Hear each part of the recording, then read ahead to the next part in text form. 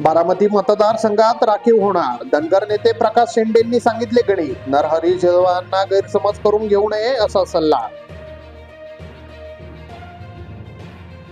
मुंबईमध्ये सीएसएमटी परिसरात महिलेवर गँगरेप. टॅक्सी स्टँडच्या मागे झाला अत्याचार, गुन्हा दाखल. वर्दईच्या ठिकाणी घटना घडल्याने खळबळ.